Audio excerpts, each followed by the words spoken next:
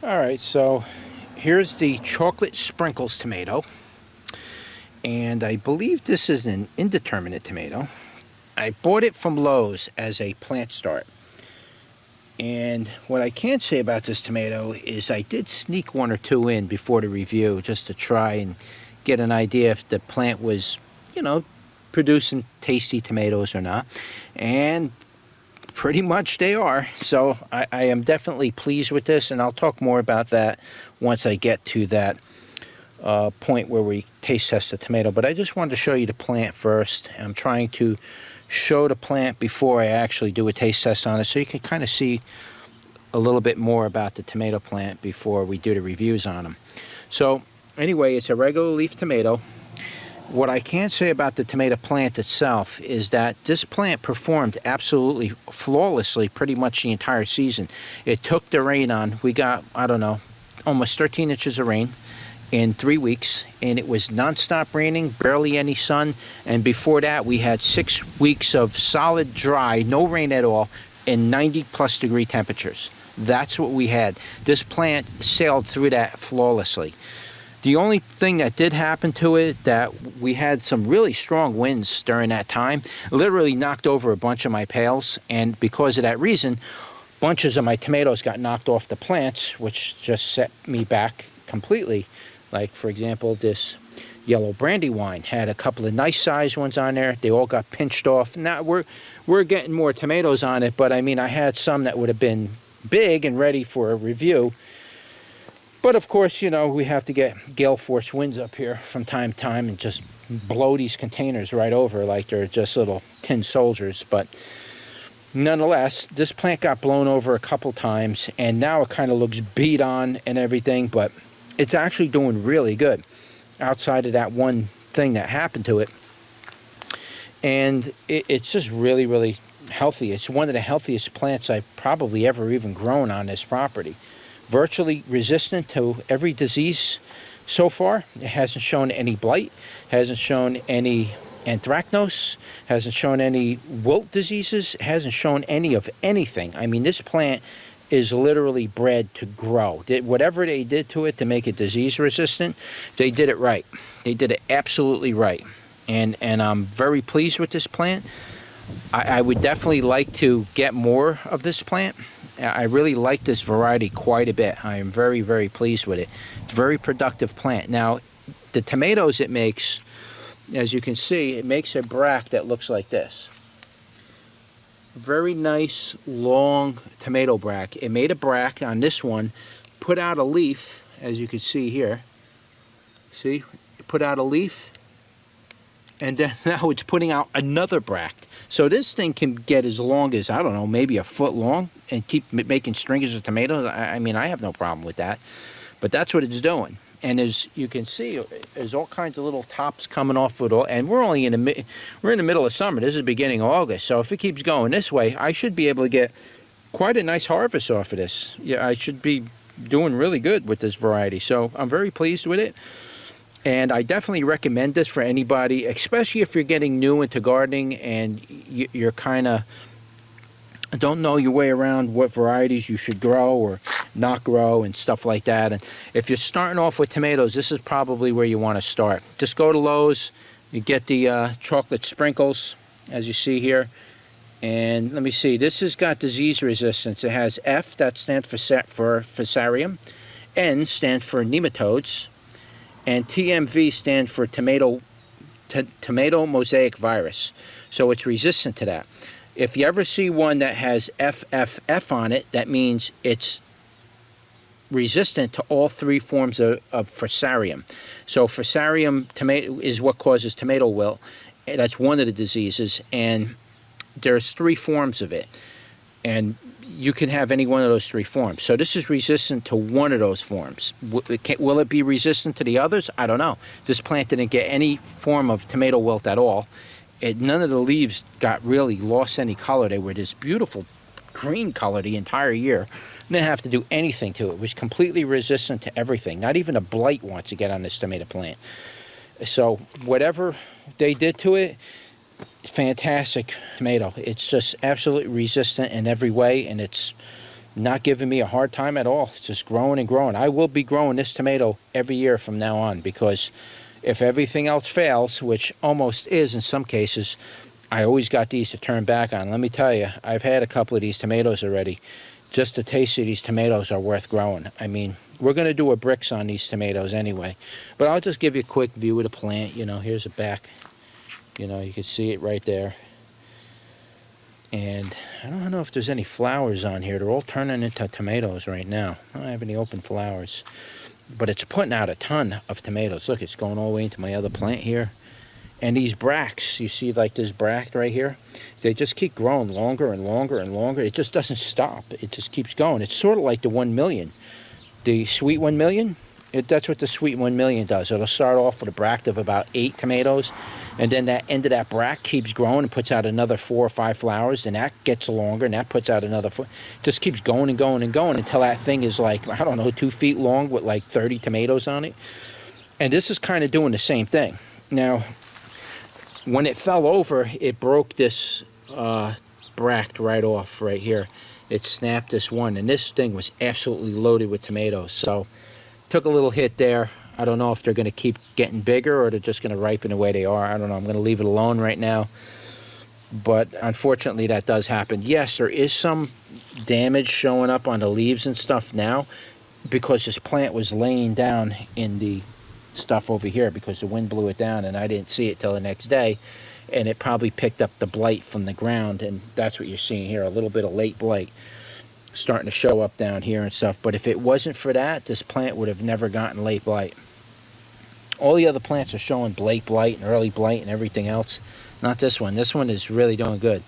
The only other thing I'm seeing it's getting affected by maybe is down here by the bottom of the stem. You can see it gets brown. That's because it touches this galvanized, and something with the galvanized is burning my plants. It's doing damage. So if you're using galvanized cages, I don't recommend using them or coat them with something so the plant's not sitting right up against the galvanized. That is absolutely causing damage to the plants. I think it's actually causing some of the diseases. So if I can't paint these tomato cages next year, I'm just not going to use them, period. I don't want no galvanized on my plants anymore because they're causing damage all the way around. And that is leading to other problems and other diseases. So anyway, that's it. That's a quick look at it. Let's take a walk over to the bench. We'll go over a little more information about this tomato, and we'll talk about the details, and we'll taste test it. See you there. Okay, so here's the taste test part of the video. This tomato is a hybrid tomato. I believe it was Bonnie Plants that actually hybridized this tomato. I could be wrong about that. I tried looking online for some information on it, and I can only spend so much time trying to research this tomato. Who is the hybridizer for this tomato? But it is a hybrid tomato, and I read that the seeds generally stay true from year to year. So this would be a good tomato variety to keep the seed from and grow year to year. Let me give you an idea of what they look like. It's a very interesting looking tomato. It's not quite, it's considered a grape tomato. It's not a plum tomato, it's considered a grape tomato. And it has this little pendant shape to it. It's a very interesting variety of tomato. I'm very intrigued about its look. It also has a lot of striping on it, as you can see. I wanted you to be able to see that. Hopefully it focuses in on it. Doesn't look like it's focusing, but it's got a beautiful striping pattern to it. This is absolutely incredible. I'm very intrigued with this tomato. I'm just like kind of shocked at it. Now, most of the tomatoes were coming out true to shape and size. It's a very heavy bearing tomato, but I was getting a few tomatoes coming off there that look like this. Maybe they just didn't develop, or there were runts of the breed, or this might be part of the genetics separating again, which this is basically a current size tomato with stripes on it, which is a very interesting, that's a very interesting effect. I hope there's some seeds in there. I'd love to grow striped currant tomatoes. That would be a nice little plant, hybridized plant to grow out and get striped currant tomatoes. That would be different. So let me show you the inside of this tomato. You can see it has a very dark The seed area is very dark in color. That's a good sign for a good tasting tomato. And yes, I have cheated a little bit. I had to try one or two of these tomatoes. I'll tell you straight out the gate, the ones that I did try off that plant were absolutely remarkable. I'm going to taste test these and I'm going to tell you my opinion on it, and I'll try to describe the flavor profile of it. I'm going to tell you right now, my favorite cherry tomato to eat is the black cherry tomato. Those tomatoes are absolutely incredible in flavor. Black cherry is totally my number one when it comes to cherry tomatoes. I'm going to tell you right now, this one is just about beat that when it comes to my favorite tomato. This tomato is absolutely unbelievable as far as flavor profile goes. It's almost as if they scientifically engineered this thing to be the perfect tang and the perfect sweetness. This is probably one of the best tomatoes I've ever eaten. I'm going to be honest with you. I'm starting to like this even more than a lot of my beefsteak tomatoes. And a lot of my beefsteak tomatoes I'm real big on because you can make a meal out of one of those tomatoes. But these, the abundance that plant puts out with these tomatoes and the flavor profile it's following up behind it, it's you can't. I'm telling you, it's. For me to say these are better than a black cherry, they got to be good. You know what the weird thing is? I went online trying to do a little research on this. Went down to the reviews. Normally, you might see 1 or 2 reviews in like Bonnie's Plants. I seen like 20 reviews on their website under this tomato. Everybody was absolutely floored by this tomato. There wasn't one negative comment about it. I'm going to tell you, whatever they did to get this tomato variety, they definitely aced this one. Absolutely 100% aced it. I think one cracked on it from getting wet. But let me tell you, if you haven't grown this tomato, you have to grow this tomato. If you're a tomato person, you have to grow this one. I guarantee you, I promise you, you cannot go wrong with this tomato. Now, as far as what it is, it's a Solanum lycopersicum. It's an indeterminate tomato, and it's a regular leaf tomato, but it's kind of a very interesting leaf pattern on that tomato. It's a little different, and the leaves are very rigidy.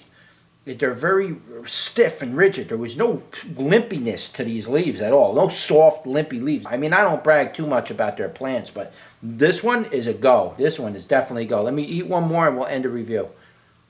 Very juicy too. There's nothing dry about these tomatoes.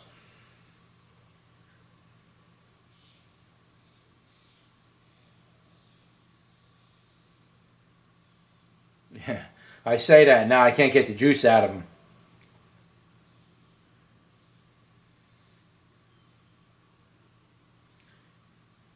I just need a couple drops. Wow, this is real high in the meter. This is about 8.5. For cherry tomatoes, you want to be in a range of between 8 and 11. Now, 11 is really sweet. I can't even imagine eating an 11 with a tomato. I don't think I ever even ate tomatoes that were 11, but they say you want to be in that range for cherry tomatoes and those kind of tomatoes. Let me tell you, this one's 8.5. That's pretty good. That's very good, actually. I'm going to cut one more in half. I'm telling you, I'm going to eat every one of these tomatoes. I'm not going to be able to save seeds to these. That's how freaking good these things are. I want to put a little salt on it, give you an idea if the salt brings it out or ruins it. A tomato this good, sometimes putting salt on it's probably not a good idea. If I was to rate this tomato, it'd be a number 1+. It'd be like the untouchable tomato as far as the grape and cherry tomatoes. Untouchable. You can't come close to this thing. This thing is absolutely phenomenal. Best tomato, I'm going to say it on camera. I'm going to tell you right now, and I eat a lot of different tomatoes, guys, for decades. The best tasting tomato I ever had. Almost throwing out all of the big tomatoes. I can't do that, though, because this is a cherry tomato. But let me say something. By far, the flavor contrast is absolutely perfect on it. I can't go tangy or sweet. It's perfect. It is the perfect tomato flavor profile when it comes to this tomato. So that's it. I really can't say anything else about it other than what I told you. I will offer seeds on my website in the fall once I finally get them all, separated and everything, and I get them dried out and cured and all. I'll offer these seeds in the fall. But if you haven't tried them and you're lucky enough to get these in your local Home Depot or maybe Lowe's or another Bonnie's Plants distributor, you got to give them a go because these tomatoes absolutely rock. All right, so that was your tomato review for the chocolate sprinkles. Like, share, and subscribe, and I'll see you on the next one.